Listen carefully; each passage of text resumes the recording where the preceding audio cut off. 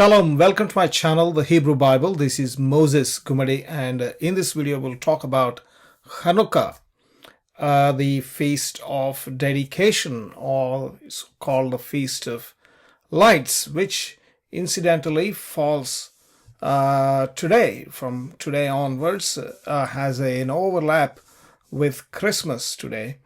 Interestingly, it's a very rare occurrence. So let's see this word Hanukkah in the Bible, in the Tanach.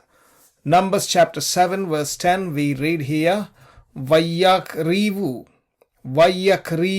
Hannesiim et Hanukkah HaMizbeach Beyom Himmashach Oto. So the altar was anointed. Mizbeach is the altar.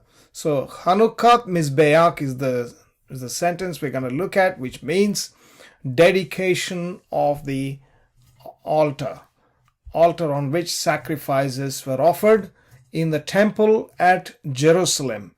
And Hanukkah, ending with tav, is a construct form, which is why we see this word of, dedication of, Hanukkah.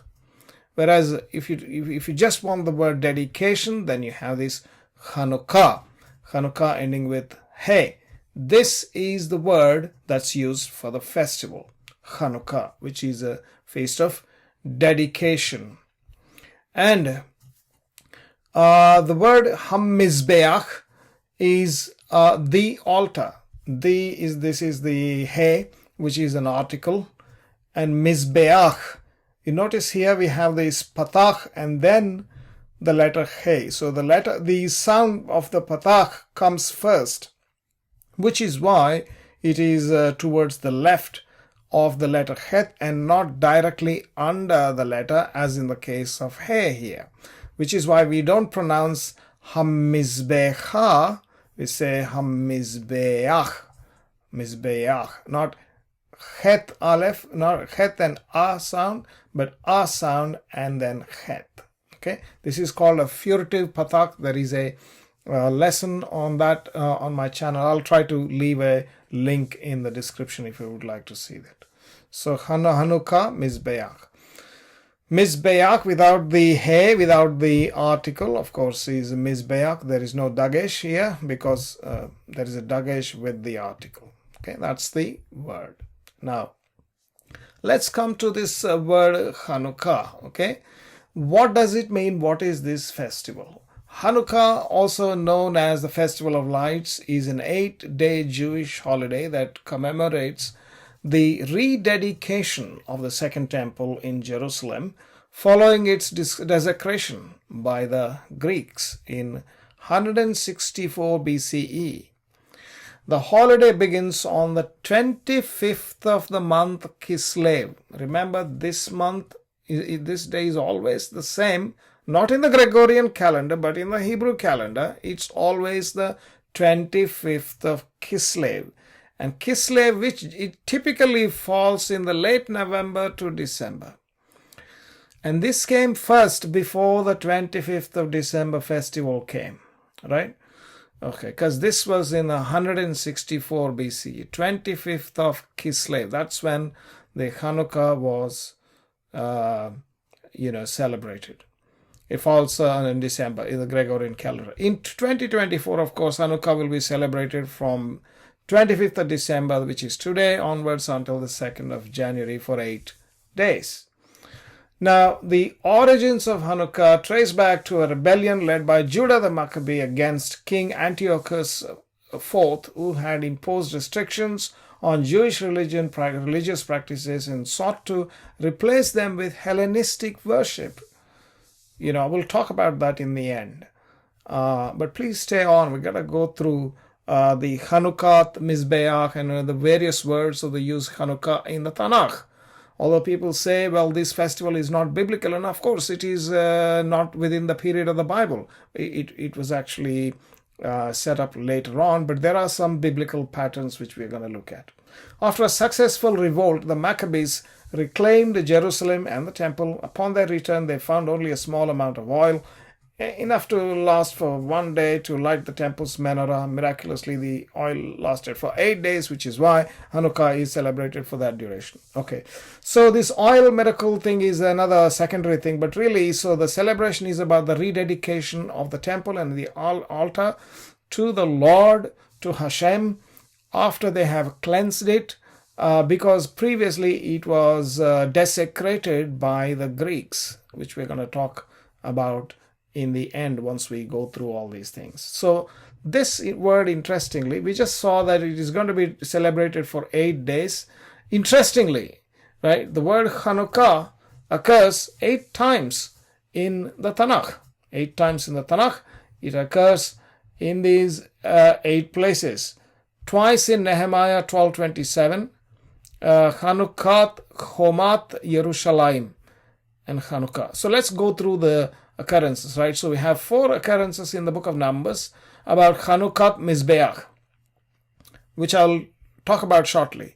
And then we have 1 occurrence in 2nd Chronicles. The first 4 are about the same event. It's just mentioned 4 times.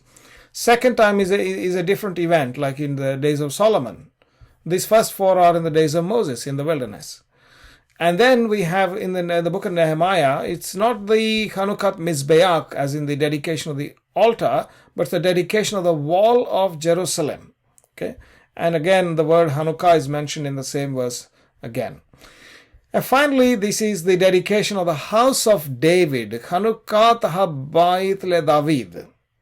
Okay, so which is why the menorah they have for the Hanukkah obviously has 9. One of them is called Shemesh or Shemesh, which means sun. It's a candle which they put to light the other candles. Essentially, there are 8 of them. So 8, they light one every day. Pretty much like in some churches for Christmas, 5 weeks before onwards, they put 5 candles and then light it here. And I've seen one they're doing here in the local Baptist church. It's a bit of an Anglican sort of a Baptist church, and they are not dispensational. I don't think they are dispensational. Okay, so the first 4 occurrences, as I said, are in the book of Numbers, where the altar of the Lord and the tabernacle was dedicated. In the book of Numbers, we read. So what happened is after it was dedicated, Moses set up the tabernacle and dedicated all the instruments and the altar. And the most interesting verse there is that in the end, in that chapter, we read that Moses is gone into the tabernacle. After the dedication, it says, to speak with him.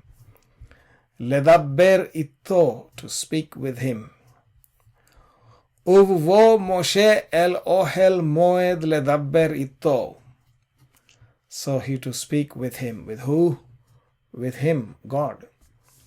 Vayishma et hakol middeber. So middaber. Et hakol middaber elav me'al hakkaporet. So hakkaporet, kaporet is the cover. It's called, translated as mercy seat, which is upon the Ark of the Covenant. There is a cover. There's a thick cover of gold. It's called kaporet, hakkaporet, mercy seat. From upon the mercy seat, God spoke to Moses. He heard the voice of one speaking. It's a very interesting thing. This is after the dedication. So the next occurrence is at the dedication of the temple, of the altar, of the temple built by Solomon. So the first 4 are obviously the tabernacle in the wilderness, but this is the temple in 2nd Chronicles. Here we read, Vaya'asu bayom hashemini ezeret. Shemini ezeret. You will probably remember I made a video on the Sukkot. Again, I will leave a description, a link in the description. Ki Hanukkah hamizbeach. So we read here on the 8th day, the Shemini ezeret is the 8th day. They made a solemn assembly. That's the Shemini ezeret. For they kept Ki Hanukkah Mizbeach Asu. So they Asu Shivat Yamim. For 7 days they had kept the dedication of the altar, and another 7 days of the feast, which is the feast of the Sukkot, where Hehag Shivat Yamim. Again, the 7 days of feast. So You would remember from my other video on Sukkot, again I'm reproducing that slide here. These are the main dates in the month of Tishrei. We have Rosh Hashanah, Erev Yom Kippur, and Yom Kippur on the 10th day. And then with this particular week is the week of Sukkot. And the 22nd day is Shemini Azeret Simchat Torah. Okay, this is what the thing is. But if you read in the context, again, 2 Chronicles 7:9 we read earlier. But if you read the next verse in verse 10, we read here, Yom Esrim Ushlosha Lachodesh Hashevi'i. This is the 23rd day of the 7th month. What happened? He says, Shillach et ha'am. So he has sent away the people. So basically, Solomon sent away the people after all the festivities on the 23rd day. So that means they previously kept 2 sets of 7 days. And on the 8th day, they had a Shemini Azeret. And the next day, on the 23rd of that month, they all left. Okay, so most likely, going by the description, it appears that in this week, the week before the Sukkot, they kept the dedication. That's what it appears. Or probably they may have kept the dedication in this very week, but in any case, they celebrated both the weeks. That much is clear. So they celebrated 14 days. The parallel passage in 1 Kings chapter 8 actually says they did all 14 days. But which week or which 8 days is the dedication of the altar is not very clear. Maybe I'm assuming this one, but it could be the second one as well. Okay, so perhaps if this is the first one, then you have the 8th day that's beginning, that corresponds to the 8th that we've been talking about. Or if it is the next 7 days plus 1, then that will make up the 8 days of the dedication. In either case, we have some 8 coming up in the count to link it to the number 8 of the festival of Hanukkah. Okay, now coming to Nehemiah, what was happening here is not the dedication of the altar per se, but the dedication of the wall of Jerusalem. Here is the verse we read, O Hanukat Chomat Yerushalayim. So here we have Hanukat Chomat, which is the dedication of the wall of Jerusalem. I have not highlighted the Yerushalayim. Again, Hanukkah is mentioned. Again, they kept the dedication with gladness. These are all festivities. They rejoice with simchat. Simcha means happiness and joy. With thanksgiving, with singing, with cymbals, psalteries, kinor, it says. It will say metziltaim and nevalim or kinorot. Kinorot is the harps. Kinor is the instrument. Okay, so what happened is that it looks like this model of Nehemiah was used later on by the leaders of the Jews after the Maccabean revolt, after the temple was cleansed.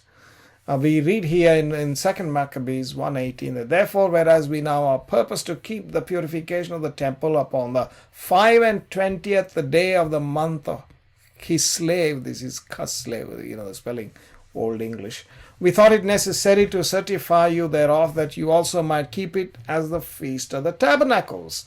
So they are basically trying to model the celebration after the Feast of the Tabernacles, with the 8th day being the Shemini Azeret, and then you have the 8 days of festivities. And the reason was that the previous 8 days, during the actual Feast of Tabernacles, that's the Sukkot, Chag Sukkot, they could not keep because the temple was not yet purified. Therefore, it is as though the Hanukkah is as though they celebrated the Feast of Tabernacles, a bit later on, after a couple of months or something. Okay, that's the imitation. They're basically trying to replicate that, not quite with the tabernacles, but in a different way. But that's the Feast of Dedication. So there's a bit of parallel here with Nehemiah, and it also says in this passage in 2 Maccabees, Nehemiah's name is also mentioned as he has offered the sacrifice, etc., after he had built the temple and the altar. Okay, so coming to the Greek opposition, you see, this festival of Hanukkah, is called the Festival of Lights. But this lights tradition came later on. It's not that we're not saying that miracle did not occur. That's not the point. The point is, though, that in Second Maccabees, or in Maccabees, it's not written in the Tanach. That thing came up later on, perhaps because that was emphasized more than the rebellion, probably for political reasons, because there are people who are ready to persecute the Jews. So if you try to celebrate an event which gave you the military victory over the very people, the Greeks, because later on we have the Greco-Romans. Even during the Christian dispensation, you have the same set of people, basically, Romans. But the Greek heritage hasn't gone anywhere. It's still there. So I think that instead of sort of celebrating the military victory, they are trying to say that, hey, look, God helped us to, help us to get the oil for the 7 days. It's a miracle, surely a miracle, of course. Even the rededication itself was a miracle. The victory of the Maccabees was a miracle. Surely God was with them in all this. But the real celebration of Hanukkah is about the suppression of the Greek opposition. In my previous video, not previous, but one of the earlier videos, I mentioned about Sar Yavan in the video on Harmon. Sar Yavan is the prince of Greece, or prince of Yavan. The word Yavan was used generally for a wider, not only Ionians, but Greece in general, by not only the Jews, even the Indians. In Sanskrit, the word for Greece or Greeks is Yavan. So it's a Yavan, it's the same word. So the prince of Yavan was opposed to the sons of Zion, as we read in the book of Zechariah, chapter 9, verse 13, also Daniel 10:20. Okay, and what really happened is this: in 160 or whatever BC, that is BCE, the main opposition is that they wanted to not to kill the Jews, but basically sort of cancel their religion, Judaism, or their main distinctive features of their religion. So circumcision, right? Shabbat, kosher, Torah. These four are the key. They are fundamental to Jewish faith. Circumcision was given forever by God to Abraham. All his seed must be circumcised. Shabbat was given forever, it says. Kosher, of course, you are the children of God, Banim. He says in Deuteronomy 14, therefore you must not eat anything that is abominable, he says to them, and that is given them forever. So Torah is given forever, and so Torah, kosher is a part of the Torah. All these are part of the Torah. If Torah is given forever, all these are given forever. So there is nothing temporary about them, okay? But the Greek opposition was political initially. So what they did is that they obviously, persecuted the people, killed a lot of people, women and children and men. They desecrated the temple. Okay, that's the major thing.